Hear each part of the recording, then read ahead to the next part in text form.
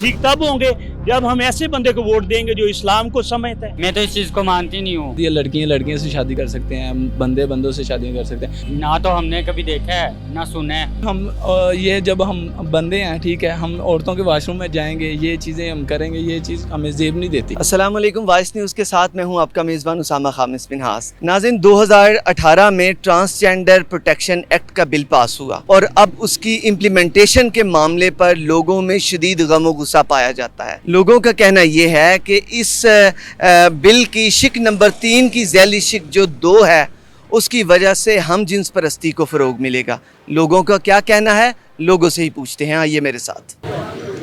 जी नाज़रीन, ये बिल क्योंकि ख्वाजा सराओं के मुतल्लिक है तो हम उनसे भी बात करते हैं और उनका इस बारे क्या कहना उन्हीं से जानते हैं। अस्सलाम वालेकुम। वालेकुम अस्सलाम। क्या हाल है, आप ठीक है? अल्हम्दुलिल्लाह अल्लाह का। मुझे ये बताइएगा कि ये बिल जो है ये तो ख्वाजा सराओं के हकूक़ के लिए होना चाहिए, तो आप समझती हैं कि ये आपके हकूक़ के लिए ही है या क्या समझ? मैं तो इस चीज़ को मानती नहीं हूँ, क्योंकि ये तो इस्लाम के ख़िलाफ़ है। मैं तो इस चीज़ को बिल्कुल भी नहीं मानती। आप मर्द और मर्द की शादी कैसे हो सकती है? ठीक है, ना तो हमने कभी देखा है ना सुना है। ये तो फजूल की बात है, हम इस चीज़ को नहीं मानते।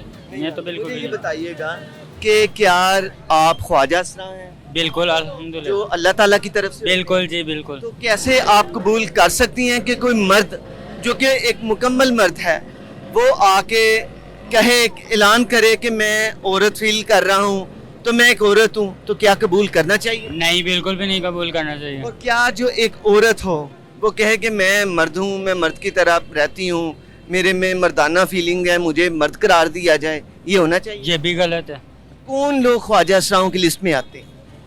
देखिए, मैं ये नहीं कह सकती कि मैं किसी को भी सामने देखूं कि वो ख्वाजा सरा है। ठीक है, मैं अपनी बात करती हूँ कि मेरी फीलिंग्स ऐसी हैं शुरू से, स्टार्टिंग से, कि मैं अपने आप को लड़कियों की तरह महसूस करती हूँ।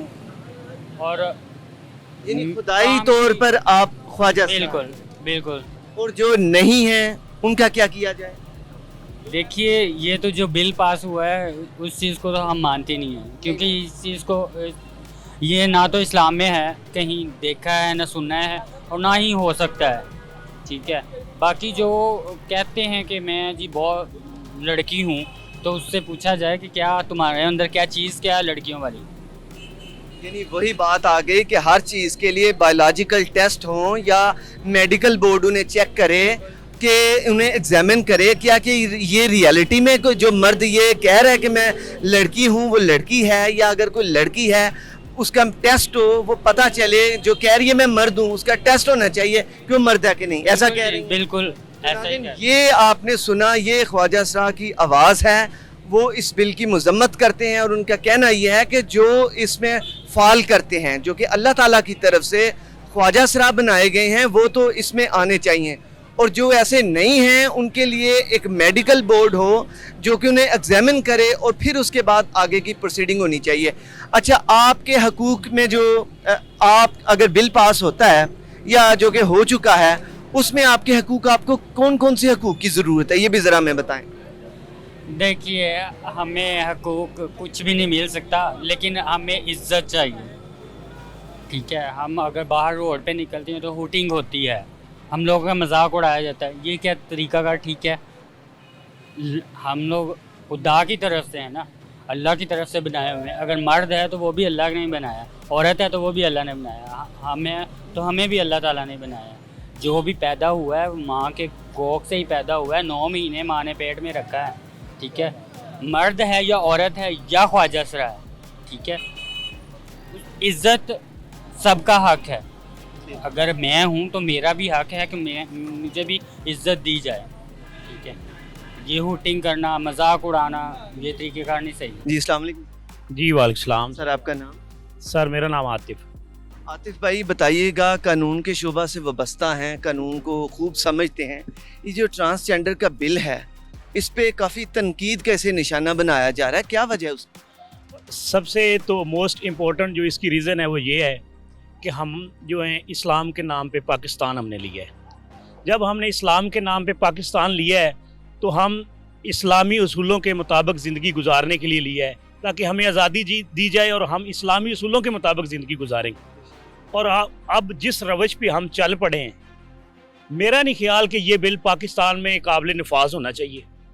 अब देखें, ट्रांसजेंडर एक्ट ठीक है, हम हर बंदा जो जी रूह है उसके जो राइट्स हैं उसको मानते हैं, जो इंसानियत है उसको भी मानते हैं।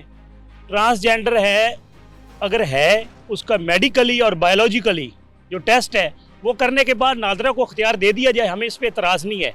लेकिन अगर बायोलॉजिकली जो है वो निकाल दिया जाए इसमें बात कि बायोलॉजिकली नहीं होगा, और अब मैं जाऊं या कोई भी जाए, आई समय विदाउट एनी बायोलॉजिकल टेस्ट या विदाउट एनी बायोलॉजिकल सेटिस्फेक्शन जो डॉक्टर की अप्रूवल है उसके बगैर, मेरा ख्याल है ये बिल्कुल गैर कानूनी है, इलॉजिकली है और गैर शरई है। सबसे जो मोस्ट इम्पोर्टेंट बात, और अभी ये शरीयत कोर्ट में चैलेंज भी हो चुका है, और इंशाल्लाह इसके लिए जो इक़दामात हैं, वो जो लीगल टीम है जो शरन मुसलमान है, वो कोई भी इसके हक़ में नहीं है। अब मेरी बात सुने, एक बंदा है वो अपना कहता है कि मैं लड़की हूँ, अब वो कैसे लड़की है वो साबित तो करे ना बायोलॉजिकली। अब देखें, कोई भी चीज़ होती है, कोई मर्डर होता है, वो उस पर डॉक्टर लिख के देता है कि इसकी काज ऑफ डेथ क्या है, ये कैसे फौत हुआ है।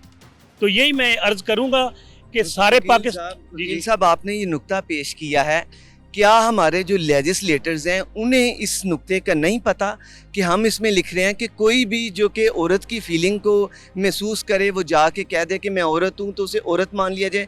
उन्हें इस चीज़ का नहीं पता कि इनका बायोलॉजिकल टेस्ट होना है, या इन डॉक्टर का जो एक ग्रुप है वो बैठेगा, एग्जामिन करेगा। क्या वो लोग इससे इन चीज़ों को नहीं समझते थे? जी बिल्कुल, वो ज़रूर समझते हैं, लेकिन वो किसी के हाथ में खेल रहे हैं।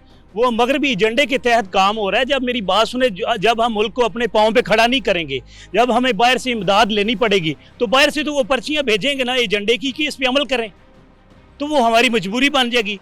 जब हम अपनी मैशत को कांधा देने की बजाय उसको मज़ीद डुबोने के लिए आई समझ दिन रात कोशियाँ हैं, हर बंदा करप्शन में लगा है, आई समझ जो सियासतदान उनके पास जो फंड्स आते हैं वो खा जाते हैं, और सरकारी अदारों में जो आला ऑफिशियल्स हैं उनके पास आते हैं तो वो बेचारा नीचे वाला तबका जो उसका इस्तेसाल होता रहता है। तो ये सारी बातें ऐसे चलती रहेंगी जब तक हम खुद ठीक नहीं होंगे, और हम खुद ठीक तब होंगे जब हम ऐसे बंदे को वोट देंगे जो इस्लाम को समझता है, जो ये अवाम के राइट्स को समझता है, जो रीज़नेबल बंदा है। जब हम इस बात पे वोट देंगे कि फ़लाँ बंदे के 25 मुरब्बे हैं, तो हमारा मुल्क ठीक नहीं होगा। जब हम इस बात पे वोट देंगे कि फ़लाँ बंदे के पास इतनी डिग्री है, फ़लाँ बंदा इतनी सेंस रखता है कि अवाम के हुकूक को का सही प्रचार कर सके, अवाम के हुकूक की खातिर लड़ सके, तो मेरा ख्याल है इस तरह के मसाइल पेश नहीं आएंगे। इंशाल्लाह ये बिल काबिल नफाज नहीं है, और इसको शरीयत कोर्ट में चैलेंज किया जा चुका है, और इंशाल्लाह अनकरीब आप देखेंगे इसका जो नफाज है वो रुक जाएगा।